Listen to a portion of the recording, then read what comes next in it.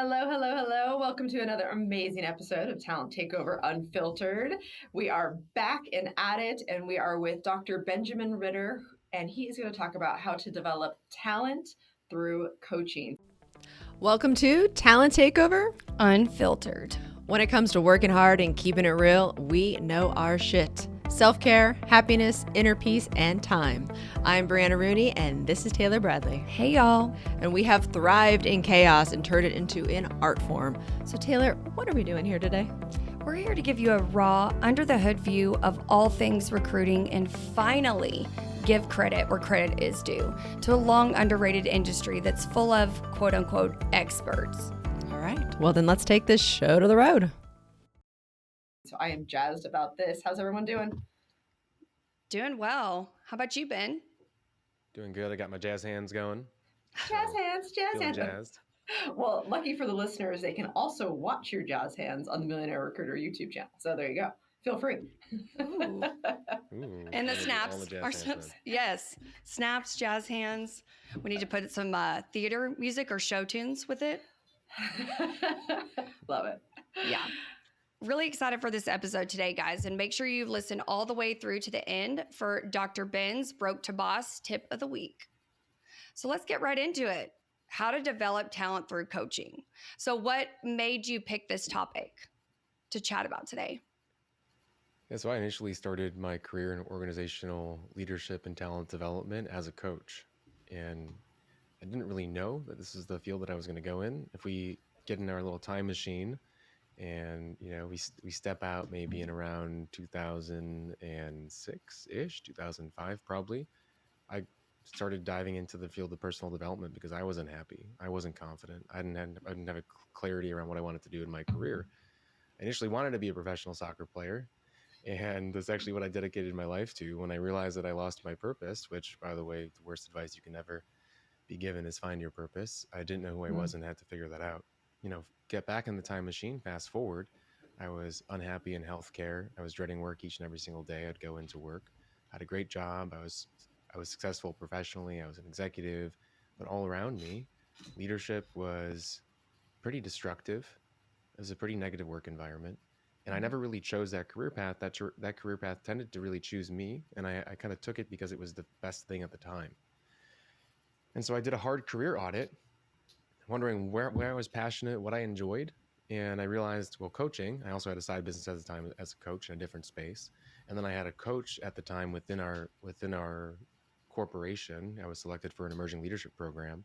And I said, wow, you can merge these two areas, the things that I'm passionate about, and actually make this into a career. And the one thing we were missing from our organization that could have saved me as a high achiever, that could have saved my peers that were coming into my office and crying each and every single day because of our leadership, was an actual positive work environment, which, and one of the best ways to do that is through coaching within that space itself.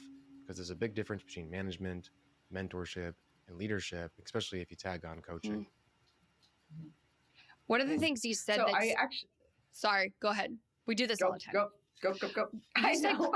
Career audit. And that, I saw Brianna's eyes and that perked my ears up too. So what does a career audit entail? That's really interesting.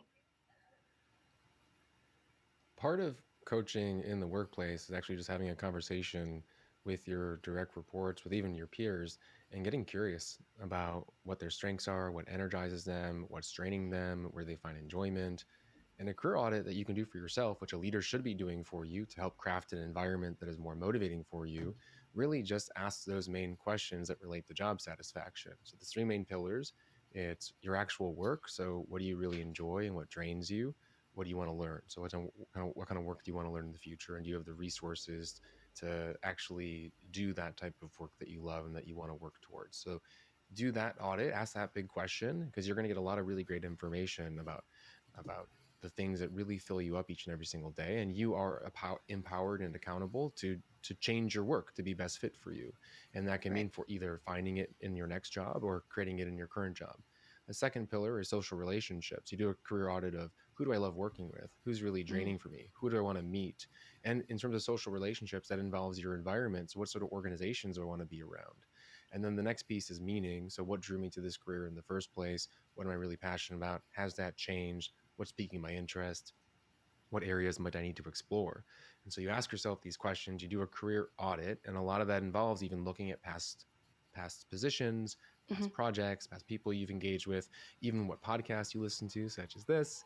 And you plot all that out, and then you take a look and say, okay, so how does this relate to the jobs that I've had in the past?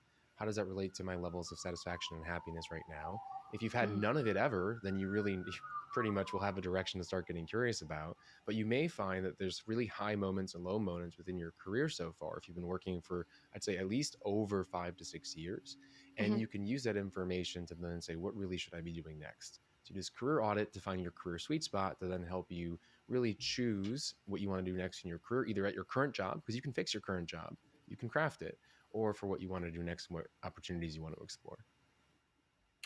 So you said a couple of things. I'm gonna push you a little further because do you think everybody is coachable?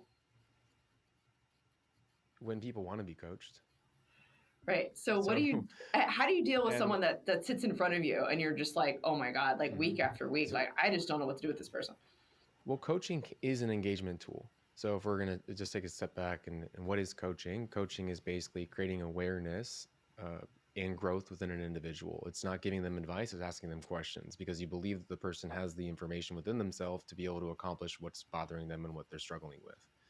Utilize their strengths, utilize their interests, utilize how they want to do something to get to the outcome that you're trying to achieve. I think one of the biggest mistakes that leaders make is they try to dictate the how. You have to do it this way. You have to write it this way. You have to present it in this way. Well, that causes disengagement because that's taking someone out of their sweet spot of what they truly enjoy doing. And so I believe that if someone is disengaged, truly disengaged, and they're already looking outside of the organization and they look at their leader and they say, this person is despicable, I don't trust them, I hate them, then they're not going to be coachable because they're not going to listen to you. They're not going to be bought in. They're not going to care. Right? They're going to be going into work trying not to work. If someone is interested in keeping their job, interested in staying at the organization, then someone is coachable because coaching is literally just asking someone questions to find solutions for what's bothering them in a way that feels good to them. And so that's kind of my disclaimer. So sometimes I mean, I have a coach. I wish I would have gotten a coach long time ago, and I'm now on almost my third coach at this point, which is great because you're supposed to outgrow them just like your therapist. There are some times where I'm like, I feel like I just had a great therapy session. So where is that fine line between therapy session and actual career coaching? Mm-hmm. And so there's two different kind of realms with this where this lives. It's either in the organization from leader to direct report or leader to peer or even leader to skip level or boss. There's still those opportunities to coach.